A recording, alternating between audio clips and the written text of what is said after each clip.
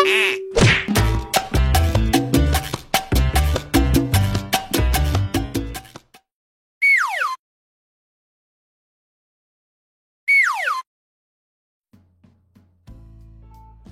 dan teman-teman bermain sepeda. Mereka bermain di halaman rumah. Bermain sepeda harus berhati-hati. Jika terjatuh, badan bisa terluka. Kita harus memperhatikan keselamatan diri. Ayo mengamati. Udin, siapa yang membelikan kamu sepeda? Kapan kamu bisa bersepeda? Ayahku yang membelikannya. Aku baru pandai bersepeda. Kata ayah, jika bersepeda harus berhati-hati. Benda-benda di sekitar juga harus diperhatikan dengan baik. Apa isi percakapan Udin dan Siti? Isi percakapan Siti dan Udin adalah membicarakan tentang sepeda Udin dan sikap berhati-hati saat menggunakannya. Apa yang akan terjadi jika bermain sepeda tidak berhati-hati? Yang akan terjadi jika bermain sepeda tidak berhati-hati adalah akan membahayakan diri. Sekarang ayo membaca. Bacalah kalimat tanya berikut dengan lafal dan intonasi yang tepat. 1.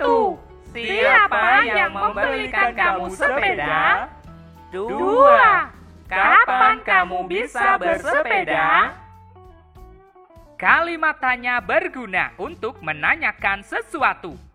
Kalimat tanya selalu dibubuhi dengan tanda tanya di akhir kalimat. Selanjutnya, ayo menulis. Kerjakan latihan dengan mengikuti petunjuk berikut. Tulislah pertanyaan menggunakan kata tanya apa, siapa, kapan, di mana, mengapa, dan bagaimana. Tuliskan pertanyaan berdasarkan gambar berikut. Berikut ini adalah contohnya. Kalian bisa tuliskan pertanyaan berdasarkan kreativitasmu. 1. Kata tanya apa? Apa yang terjadi dengan Udin? 2. Kata tanya siapa? Siapa yang terjatuh bersama Udin? 3. Kata tanya kapan? Kapan Udin dan Siti terjatuh dari sepeda? 4. Kata tanya di mana? Di mana Udin dan Siti terjatuh? 5. Kata tanya mengapa? Mengapa Udin dan Siti bisa terjatuh dari sepeda? 6. Kata tanya bagaimana? Bagaimana keadaan Udin dan Siti setelah terjatuh? Selanjutnya, ayo membaca. Udin dan teman-teman bermain sepeda. Udin dan teman-teman berbeda agama. Mereka juga berbeda daerah asal. Walaupun berbeda, mereka bermain sepeda dengan rukun. Sikap mereka telah menunjukkan sikap bersatu dalam keragaman. Pernahkah kamu bermain yang menunjukkan sikap bersatu dalam keragaman? Ayo berlatih. Kerjakan latihan dengan mengikuti petunjuk berikut. Coba kamu tuliskan kegiatan bermain yang pernah kamu lakukan bersama temanmu. Tuliskan yang menunjukkan persatuan dalam keragaman. Tuliskan hasilnya pada tabel berikut. Nama permainan. 1. Bermain sepeda. 2. Bermain gobak sodor. 3. Bermain tapak gunung. 4. Bermain menjaring ikan. 5. Bermain pipa sumur. Silahkan kalian tuliskan berdasarkan permainan yang pernah kamu lakukan bersama dengan teman-temanmu. Sekarang, ayo mengamati. Udin dan teman-teman mulai bermain pukul 16.00. Mereka bermain selama 1 jam. Mereka selesai bermain pukul 17.00. Amati tanda waktu yang ditunjukkan oleh jam berikut. Pada kedua jam tersebut, jarum panjang adalah tepat di angka 12. Perhatikan jarum pendek. Pada waktu mulai bermain, jarum pendek tepat di angka 4. Sedangkan pada waktu selesai bermain, jarum pendek berpindah tepat di angka 5. Setiap perpindahan satu angka pada jarum pendek menunjukkan 1 jam. Sekarang ayo berlatih. Gambarlah tanda waktu pada jam sesuai dengan penjelasan soal berikut. 1. Siti mulai bermain boneka pada pukul 16.00. 16.00 itu sama artinya dengan pukul 4 sore. Jarum panjang tepat di angka 12. Jarum pendek tepat di angka 4. Ia bermain selama 1 jam. Pukul berapakah ia selesai bermain? Setiap perpindahan satu angka pada jarum pendek menunjukkan 1 jam. Karena ia bermain selama 1 jam, maka jarum pendek berpindah 1 angka. Jadi sekarang jarum pendek menunjuk tepat di angka 5. Jadi ia selesai bermain pukul 17.00 atau 5 sore.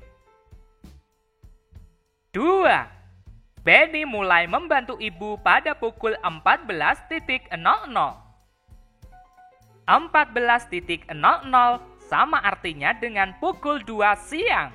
Maka jarum panjang tepat di angka 12. Jarum pendek tepat di angka 2. Ia membantu ibu selama 60 menit. Ingat, 60 menit sama dengan 1 jam. Pukul berapakah ia selesai membantu ibu? Setiap perpindahan satu angka pada jarum pendek menunjukkan 1 jam. Karena ia membantu ibu selama 60 menit atau 1 jam, maka jarum pendek berpindah 1 angka. Jadi jarum pendek yang semula di angka 2 berpindah tepat di angka 3. Jadi ia selesai membantu ibu pukul 15.00 atau 3 sore. 3. Udin mulai bermain kasti pada pukul 15.00. 15.00 sama artinya dengan pukul 3 sore. Maka jarum panjang tepat di angka 12. Jarum pendek tepat di angka 3. Ia bermain selama 1 jam. Pukul berapakah ia selesai bermain? Setiap perpindahan satu angka pada jarum pendek menunjukkan 1 jam. Karena ia bermain selama 1 jam, maka jarum pendek berpindah 1 angka. Jadi, yang semula jarum pendek tepat di angka 3 berpindah tepat di angka 4. Jadi, ia selesai bermain pukul 16.00 atau 4 sore. 4. Lani dan teman-teman mulai bermain petak umpet pada pukul 16.00. 16.00 sama artinya pukul 4 sore. Jarum panjang tepat di angka 12. Jarum pendek tepat di angka 4. Mereka bermain selama 120 menit. 120 menit sama dengan 2 jam. Pukul berapakah mereka selesai bermain? Setiap perpindahan satu angka pada jarum pendek menunjukkan 1 jam. Karena mereka bermain selama 120 menit atau 2 jam, maka jarum pendek berpindah 2 angka. Jadi, yang semula jarum pendek tepat di angka 4 berpindah tepat ke angka 6. Jadi mereka selesai bermain pukul 18.00 atau 6 sore. 5. Benny mulai belajar 07.00. 07.00 sama artinya pukul 7 pagi. Jarum panjang tepat di angka 12. Jarum pendek tepat di angka 7.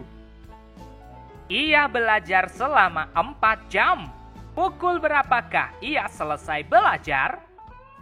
Setiap perpindahan satu angka pada jarum pendek menunjukkan 1 jam. Karena ia belajar selama 4 jam, maka jarum pendek akan berpindah 4 angka. Jadi, yang semula jarum pendek tepat di angka 7 berpindah tepat ke angka 11. Jadi, ia selesai belajar pukul 11.00 atau 11 siang. Oke teman-teman, cukup sekian pembelajaran kali ini. Kita lanjutkan pembelajaran berikutnya. Di Indonesia banyak satwa. Kalian semua mantap jiwa. Bye-bye.